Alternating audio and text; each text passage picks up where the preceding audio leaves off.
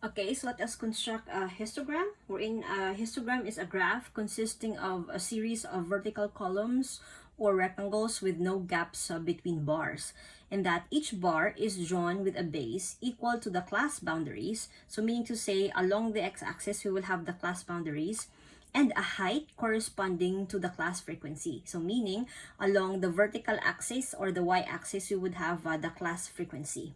Okay, and here, if we go back to our data, okay, our class boundaries would start with 11.5 and it will end with 35.5. Now, if you notice, I made use of this symbol. Okay, this is what we refer to as a squiggle. This symbol is used to indicate that we are skipping some values that need not be seen in our graph. In some reference materials, they refer to this as a break in the graph. Okay, or some of them, they would make use of a zigzag line to indicate some breaks in the graph. Okay, going back. Now, going back to our class boundaries, if you notice along the x-axis, the interval is by 4 units. Okay. However, in the class boundaries, if you notice, the interval that I use here is 1 unit.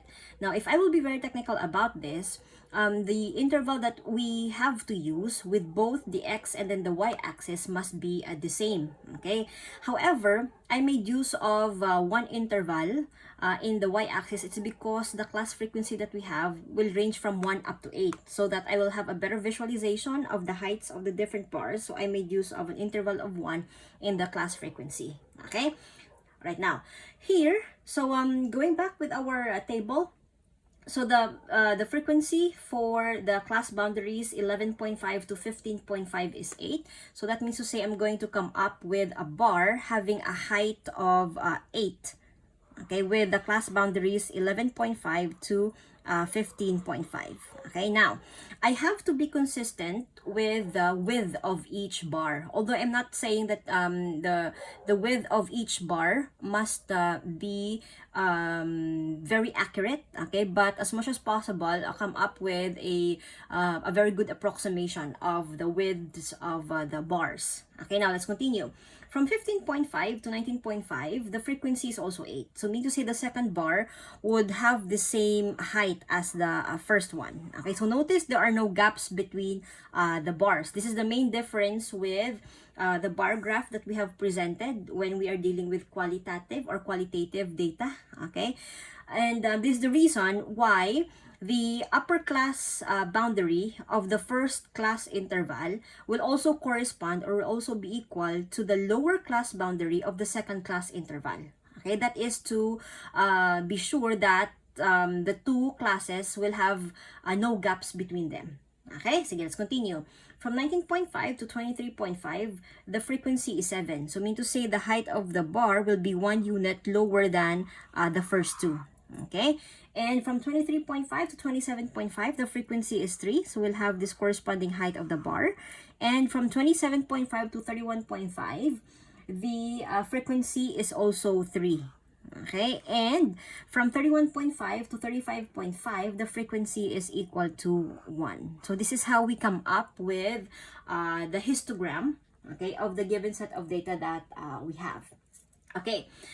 Now, I would want to proceed to the second graphical presentation for quantitative data or quantitative frequency distributions, which is what we refer to as the frequency polygon. Okay, this is constructed by plotting class marks or the class midpoints, which is plotted along the x-axis against the class frequency along the y-axis. So meaning, along the x-axis, we will have the class marks or the class midpoints, which is the value halfway between the intervals or the class boundaries, and along the y-axis would be the frequencies. Okay, and connecting the consecutive points by straight lines. Now, since we are talking of a frequency polygon, when you say a polygon, it's going to be a closed figure.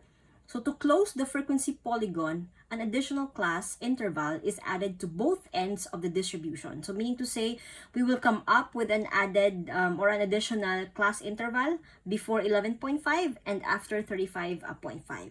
Okay, now let us refer to our data.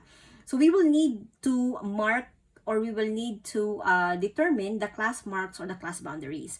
Now, what I will do actually is I am going to superimpose the frequency polygon on the histogram. So mean to say, I'm going to graph the frequency polygon on top of the histogram that we have here.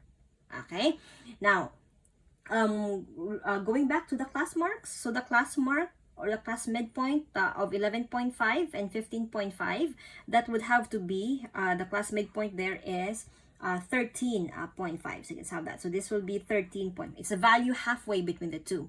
In the same manner, the class mark between 15.5 and 19.5 is 17.5, which is 4 units. Okay, we add 4 to 13.5, so this will be a 17.5. We will do the same. The class marks or the class midpoints are halfway between our boundaries. Okay, now since the y-axis would also be the frequency, so meaning to say the points, okay, would also correspond to the height of the bars that we have had in our histogram. All right, so in this case, when the class mark is 13.5, the height, okay, or the class frequency also corresponds to 8. The same manner when the class mark is 17.5, okay, the frequency is also 8. And when the class mark is 21.5, that's halfway between 19.5 and 23.5, this will be the frequency, which is 7. Same is true when the class mark is halfway between 23.5 and 27.5. That is, it is a 25.5. So the frequency is 3. And when the class mark is 29.5, that's halfway between 27.5 and 31.5, the frequency is also 3. Okay, and for the last class boundaries, or in this case, we will get the class mark, which is halfway between 31.5 and 35.5, which is 33.5. The corresponding frequency is 1. Okay, now we are going to connect these points by a straight line because we're talking of a polygon. So when we talk of a polygon, the sides, okay, are straight lines. Okay, so we are going to connect these dots by a straight line. Okay, so we will come up with the following. And as what we have indicated, since we're going to form a frequency polygon, or a polygon for that matter, we're going to close the frequency polygon by having to add class interval before, okay, before 11.5 and after 35.5. So meaning to say, we are going to subtract 4 from 13.5. Okay, and that will give us that is 9.5. So the class mark that we will have there is 9.5. Let me make use of this one. So this will be 9.5.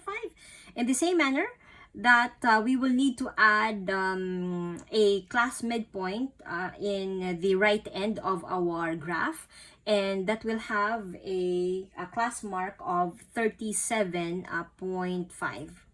Okay, that's because this one is 33.5. All right, and what will be the corresponding frequency? Because technically these two endpoints, okay, do not have a corresponding value or data in our distribution. Since these two endpoints were just added just to close the frequency polygon that we have, their corresponding frequency would be equal to 0. So that means to say we're going to connect a straight line from this frequency, okay, to this endpoint, and same is true with this one. All right, so we now have a closed figure, thus the name frequency polygon. So this is how the graph would look like if the frequency polygon is superimposed in our histogram. Okay, so I hope this is clear.